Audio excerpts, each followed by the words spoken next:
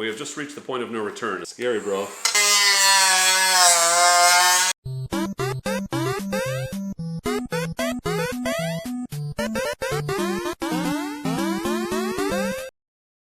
Hello friends, welcome back to the Dork Side. Today we're doing DRZ things. Thanks to everyone who's been like, where the hell's that DRZ you bought? I just sort of thought that the playlist with 14 DRZ videos, including the review that I've already done, was like enough, so that I could kind of work on this casually, but I appreciate the enthusiasm, so today we're going to work on the bike a little bit. The 390 is still the priority. I'm trying to get it to 1,000 miles so I can review it, but with the addition of the new dog, Mackie, who is currently trying to eat his dog tag, I gotta stay it closer to home, at least for a few weeks while we get him trained up. So it's gonna be day rides for me and garage time with the puppy. In terms of future plans for the DRZ, my plan is to fully adventurize it. So this is my bike. I didn't buy it for content, I bought it for me, and I'm gonna make it into the bike I want it to be. By fully adventurize it, I mean basically make it a Suzuki version of the Honda 300L Rally.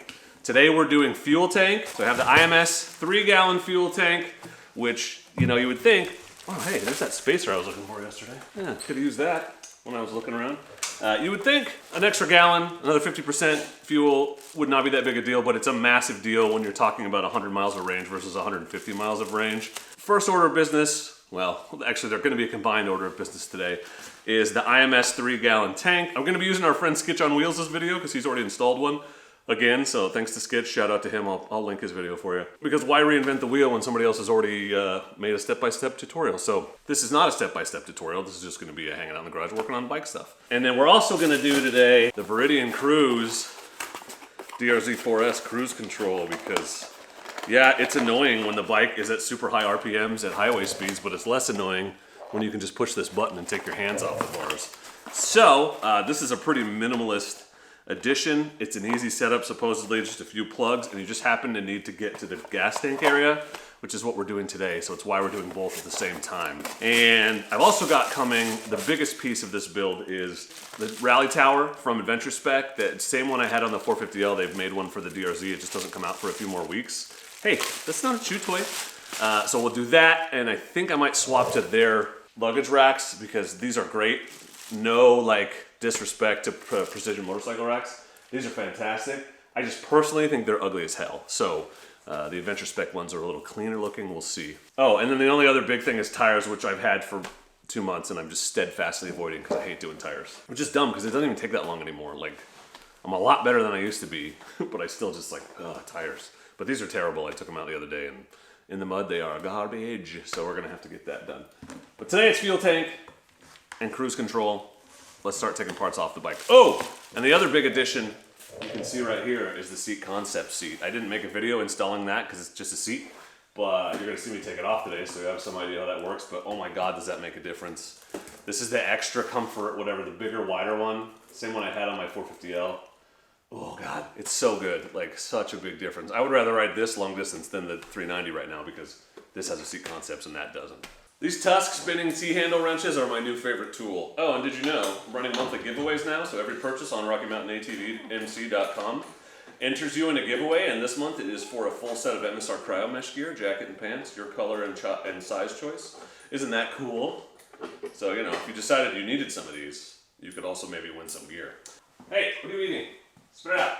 Drop it. Yeah, that's a rock, you dummy. Puppies are so dumb. That's literally a rock. And then when you tell him to spit it out, he's like, nope, I'm eating this for sure. Yep. So that's the seat concepts installed, just in reverse.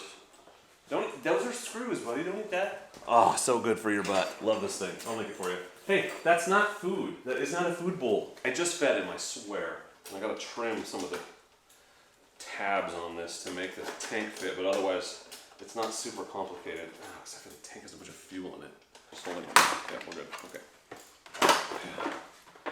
Ooh, I smell gas. Like, that's all one piece, but this black thing, it's not one piece. They're just connected with these clips, but I'm pretty sure the black thing has to go. Okay, 2 10 millimeters here. That is a 12. I was lied to. Skitch, you lied to me. That's a 12, not a 10. This bracket, I think, is the one we have to modify. So you gotta hang, obviously you're gonna hang on to everything, but I just literally got on Amazon and ordered him a bunch of chew toys, so. Oh, there we go, already moving. There's another bolt up here that we gotta get, front of the tank. Is that also a 12? Bro. Oh, or am I dumb? I'm dumb. The others were 8s. Skitch is right, I'm done. No kidding. And if you told me this years ago, I wouldn't have believed you, but I do 90% of my mechanicking with T-handle Allen keys and this T-handle socket wrench that is an 8, 10, and a 12. 90% of what I do is done with these 2 tools. They are absolutely the most common things that you will encounter. There you go, break loose, buddy. Got her. Apparently there's a little collar in here that I don't want to lose. So. I know you're just bored. Oh, well, there goes the nut. Yeah, I don't know where it is. Hopefully we find it when we take the tank off. Okay, so I'm being dumbass, and you should not do what I do.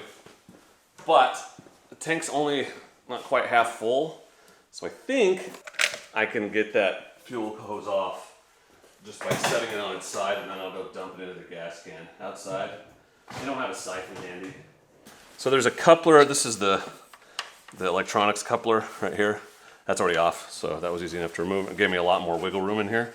So I really think, with the way this hose is, see how it's on top? All the gas is in the bottom half of the tank. This should work, theoretically. All right, that's off. Moment of truth, buddy. Moment of truth. Please don't spew gas everywhere. Please don't spew gas everywhere. I make bad decisions, you guys. Oh, shit. Oh, mostly good. That's just what was in the hose. Okay, we caught it.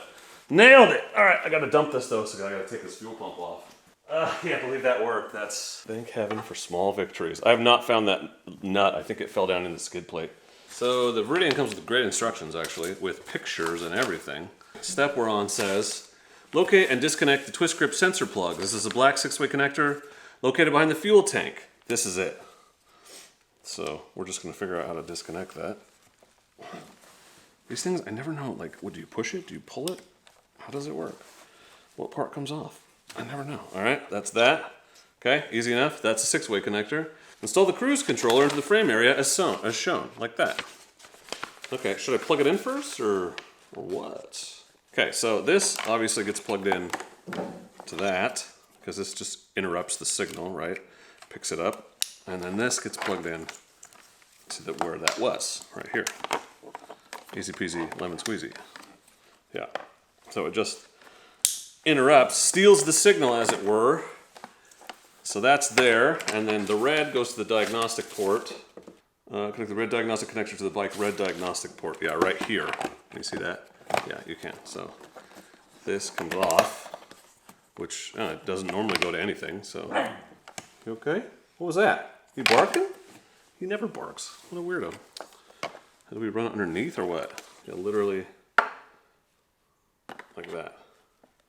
That's where it goes.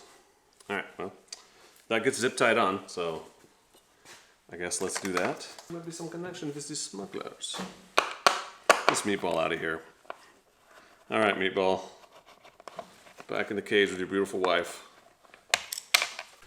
So I'm gonna take this cover off the airbox. That might give me enough room. Oh yeah, I can definitely do it now. Because this will just come out and up. Theoretically, yep. Okay, now I can get it through. Just, put that back when you're done. Also, there's the rest of your toolkit, if you're wondering. It's attached to the airbox lid, and it's just a screwdriver handle. All right, that's cleaner. I like that better. So I can't really get it under up here without removing a bunch of stuff, but I can right here. And then it's not rubbing. This is my concern, is this bar. I don't want it rubbing on that. Come on, bros. There we go, bros. We're gonna work so good, bros. So tight, bros. Tight, bros. Did I not film all of that? Oh my God, I wasn't filming. Cool, well, I tapped this wire. That's the brake wire. With the tap that they give you, it's pretty easy. You just smash it with a pair of pliers. And I'm just gonna test it to make sure that's connected right. And then I'm gonna tape all this back up just so it stays secure. But that's the hardest part of the whole operation, is tapping that. Everything else is plug and play. And that, I used to be really intimidated by stuff like that, but this is actually very easy. And it says if I plug it in, turn it on, I should get an LED. Worth mentioning that you don't have to take the gas tank off to do this. I just did it because I'm replacing the gas tank. Okay, there is a light there, great. So supposedly if I pull on it, respond with flashing red and yellow LED. Look at that! Hell yeah, buddy. Okay, so I think it's working. I think that is correct. So I'm gonna tape all this up, button it up, and we'll move on to the gas tank. Oh, I do have to run the controller wire, but that'll be easy, theoretically. I'm gonna mount the controller here on the right side because I have my quad lock on the other side, and it's just easier to run the cable. It's already sort of naturally sitting on the right side. So I've pulled the brake lever all the way off because it's just in the way. And I'll reinstall it once I get this kind of situated where I want it. It's in the hole. Are you too good for your home? That's your home. Are you too good for your home? That's your home. I found the problem. This thing fell out, so there's nothing for the bolt to tighten into. So let's put that back in, huh? Huh? Kind of like a battery terminal. It sits in there. Keep an eye out for that. Oh man, that seems like it's gonna be a lot easier now. Hey, you're not gonna believe this. It's a lot easier now. So let's get it semi-tight and then we'll figure out the angle we want it at. What's nice about this side, and it works on both sides, you just follow the cables that are already there, but up where the brake cables go, down and around through this keeper, there's a keeper up here too. Underneath the reservoir here, and then there's another keeper here that I ran the other end of the cable through. My only concern is that this might be too bulky, but we'll burn that bridge when we get there with the tank and stuff. Figure out how to make it work. I can always tape all that together. But that is the cruise control installed. So that was a lot easier than I was expecting. And if you're afraid of electrical like I am, it's pretty simple. You only have to tap the one thing. Everything else is plug and play. So good job, Veridian. Now onto the gas tank. So the fun step is taking the fuel pump and everything out of this tank and swapping it over. Supposedly it's a little bit of a tight fit, but it's always neat to see it come out. So, sorry, you're a little farther away because there's a dog between you and me, and I don't want him knocking the camera over. But OEM hardware gets reused. Fuel pump, obviously, and there's a fuel gauge in here as well. Level sensor float, which is nice to have. I don't know.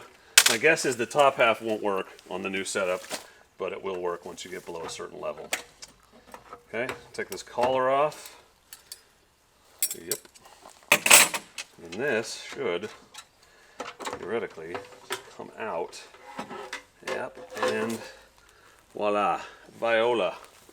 Now, they've given me a replacement O-ring, which makes me think I gotta get rid of this one, but damn, it is super good, but I don't know if it's gonna fit that one, so we better swap it. Old O-ring, off, new O-ring.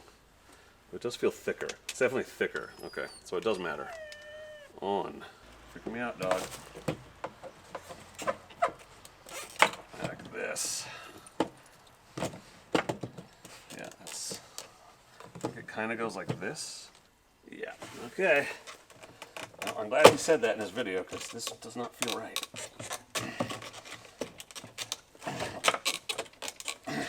Poop. What are you growling at? There's nothing over there. Mackie. What are you growling at, buddy? Oh, there's a turkey. Yeah, I don't like turkeys either. I don't like turkeys either. Turkey in the road. There it goes. Bye-bye, turkey. Easily the most annoying part of this process, and the most freaking complicated, is this. And it's because this looks like it's symmetrical, but it isn't. So it only goes in one specific way, and this has to be at a very specific angle so that this nub will line up. So a lot of trial and error, a lot of moving it around and not understanding, but it's gonna seem like your bolts don't line up. It's because these brackets are asymmetrical and they only go in one orientation. You just gotta figure out what it is. The angle of this will help you see, because the top one has to go in this nub. So if you are installing this, you can see the angle is not quite vertical. It's actually a little bit off of vertical, maybe like, I don't know, 1230. And that's it. But this is on, we just did this bracket. So this is the rear hold down bracket for the tank, which is gonna cause us a complication in a minute. And I also swapped the front bracket from the other tank over. So theoretically, we can install this now, just like that. It's gonna fit, look at that. I gotta hook up everything underneath, obviously. The good news is none of this seems to be interfering with the cruise control stuff, so that's good. It's harder when I'm filming it, because you can see it, but I can't. Yeah, okay, just know that I'm gonna plug these two things in, but I need to be able to see it to do it, clearly. Fortunately, I have the Tusk 180-piece metric motorcycle bolt kit. If you're a frickin' butterfingers like me who's always dropping stuff, can't recommend this thing highly enough. Just helps to have spares. Oh, buddy, you're fine. I'm right here. I'm right here, pal. So I just got to put this collar back in exactly like it was on the stock bracket. We're reusing the stock bracket. Put it in the sleeve like yay, so that it's like a spacer, and then we'll run the bolt through and call it good for now. So this is lined up. Bottom bracket attached, bolted in. 2, this is your new seat hold down hook. There's a way to modify the stock one if you want to, but we're gonna try the one that came with it and see if it holds the seat securely enough so I don't have to dremel out pieces of the old one. But now I gotta trim up the fairings and put them back on. Up to this point, everything we've done is reversible, but we have just reached the point of no return. As you can see from figure 3 in the directions, we have to dremel off most of the tabs that hold this fairing together. We are losing the center shroud for the gas tank, so you're detaching that. It will not be put back on the bike. So everything that attaches that to this has to go, which is most of the tabs, and then the plastics are just a straight bolt-on from here on out. So got the handy-dandy Dremel out, and we're gonna Dremel things flat. Scary, bro. Again.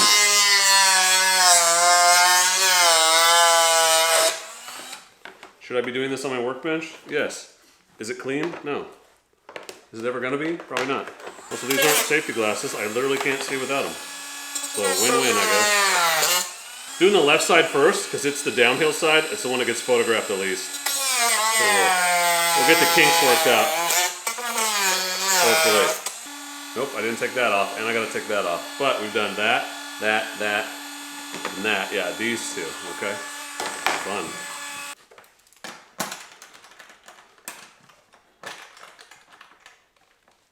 One of the hardest things about aftermarket modding of motorcycles like this is wondering if all the parts that are not designed to work together are going to work together. And theoretically they should, because they all are designed to work with the OEM bike, but so good at setting up shots. But I'm happy to report they did. You know, there's some rough edges here where I didn't Dremel it perfectly smoothly. Oh, that was coming right off. But for the most part, this looks great. Does not really change the look of the bike at all, and you get an extra gallon of gas, which is pretty badass. The front hook on this tank is fine. In the directions, it's like, if you think it's too loose, use the other one, but that's no looser than any other motorcycle I have. In fact, it's quite easy to get on, and it works with the seat concept seat, because I was worried, aftermarket, but I think they use the OEM seat pans, so it makes sense that that would work. Oh, I gotta trim this off. But other than that, she's good to go. The only thing to do is get out on the road and test that cruise control. Check it out. Cruise control. I can kill it with this button, and it's dead, right? And then the set button is on the bottom, it's set, and if I want to speed up, I hit the plus. Look at that! That works great! Well done, Veridian. We're also testing the gas tank right now because it's running, so I must have hooked it up right. And if you want to cancel cruise, you can hit the button or just pull the brake. I think the clutch cancels it too, let's see. Yeah, it totally does. Clutch cancels it. Or I think it hits a certain RPM, one or the other. Either way, the effect is pulling and the clutch cancels it. So really any input will cancel it, which is cool. It thought of everything, and it's pretty unobtrusive. So the controls are easy to use. I wish I could get it close enough to hit it with my thumb, but I just don't think that's in the cards with this setup. But still, great product from Veridian. And I think I have a promo code. I definitely have an affiliate link if you want to check out Veridian Cruise and pick up a set of these for yourself. Like, get yourself a DRZ Cruise or Transalp or any of the other bikes they offer it for. And no, I didn't stop, but as you can see, there's no traffic within 2 miles of me, so I'm not putting anyone's life in danger, not even my own, so it's fine. Anyway, thanks for watching. Hope you enjoyed this garage day video. Stay tuned, subscribe if you want to see more on this build, because the rally tower and fairing and new tires and a few other things are coming, and then this thing's going to be ready to rip. So excited to adventurize this bike a little bit more and get out and ride it. So subscribe if you don't want to miss that. But for now, and as always, I just want to say thank you very much for watching. Let's hold on, I need cruise control while I talk about this. Thank you very much for watching. I appreciate you, and please do not forget to be excellent to each other. Thank you.